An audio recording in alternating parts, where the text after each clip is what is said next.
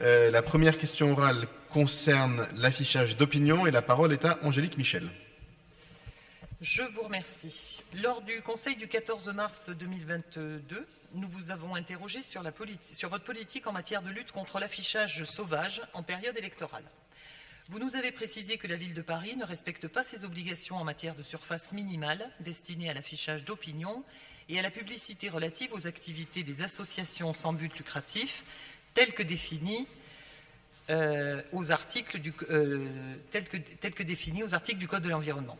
Vous nous avez également indiqué en substance que dans ces conditions, votre lutte contre l'affichage sauvage à caractère politique se limite à faire enlever les affiches et autocollants sans sanctionner ces pratiques, puisque les contrevenants pourraient vous opposer de ne pas disposer d'un nombre suffisant d'emplacements d'affichage d'opinion. Les mêmes causes produisant les mêmes effets, il n'y a ainsi aucune raison que l'affichage sauvage à caractère politique cesse dans le 18e arrondissement, puisqu'il ne fait pas l'objet de sanctions, tant du moins que les mentalités des mouvements qui se livrent à ces pratiques n'auront pas évolué. Le fait avait déjà été porté au débat lors du Conseil du 25 mai 2021, avec un vœu à l'initiative du groupe écologiste et citoyen, adopté à l'unanimité de notre Conseil, sans évolution a priori notable depuis.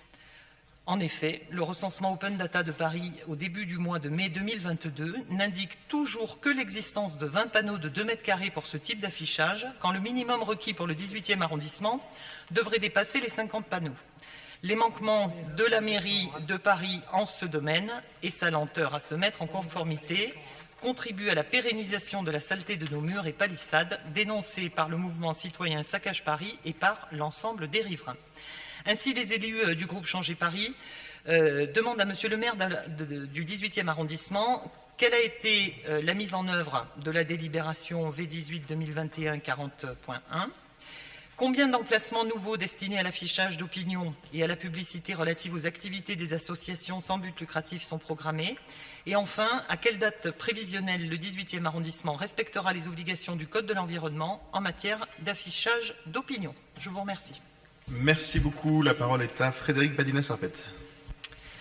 Merci Monsieur le maire, merci Angélique Michel pour cette question. Je n'ose imaginer qu'elle soit liée à une campagne électorale en cours. Néanmoins, le dernier conseil d'arrondissement, effectivement, on a traité du sujet et j'avais déjà mentionné le fait que nous prenions le temps de faire les choses parce que nous partons de loin et on peut quand même reconnaître à la majorité d'assumer le fait que nous ne soyons pas forcément à jour sur cette question-là. Et la grosse difficulté que nous avons aussi, c'est que quand on va d'un arrondissement à l'autre, les choses ne se déroulent pas du tout de la même manière. Et quand on est dans le 17e ou quand on est dans le 18e arrondissement, le réseau de panneaux d'affichage associatif comme le réseau d'affichage libre n'est pas déployé ou utilisé de la même manière. Et donc c'est un travail long, extrêmement long, qui est, oui, un peu long, on l'avait déjà dit la fois dernière, et nous aurions tous et toutes souhaité que l'on puisse aboutir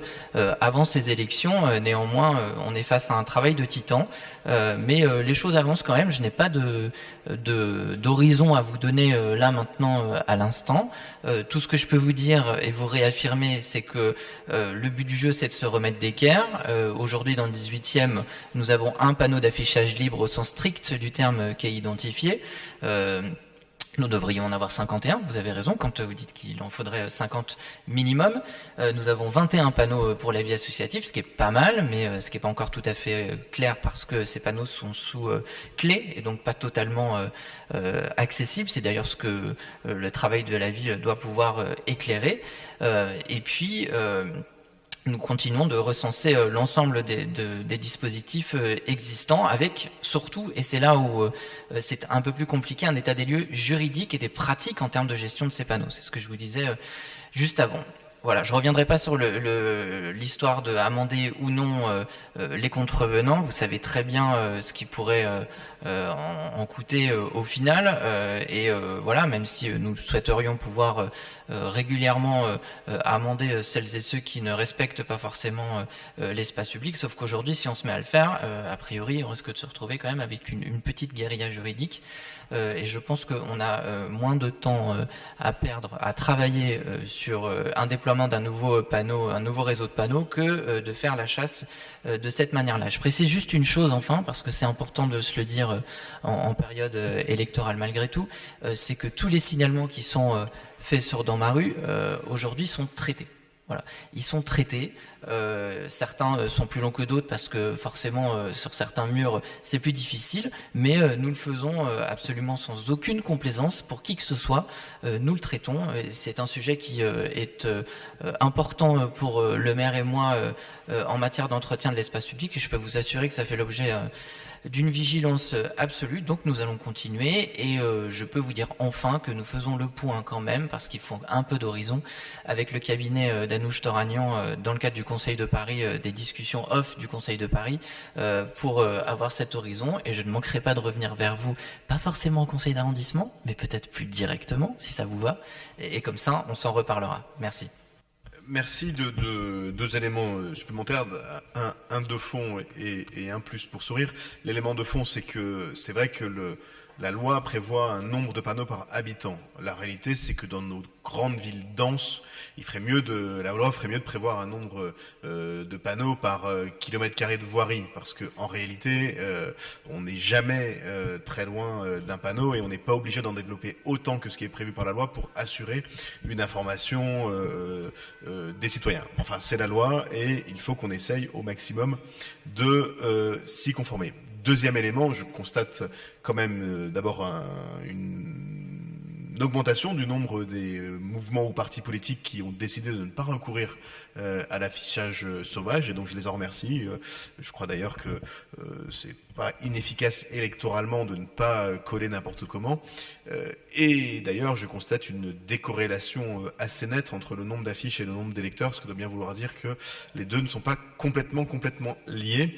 Et j'ai écrit, et je continuerai d'écrire aux différents responsables des partis ou des mouvements politiques pour leur demander d'être parcimonieux avec l'affichage sauvage, parce que c'est vraiment pas la peine.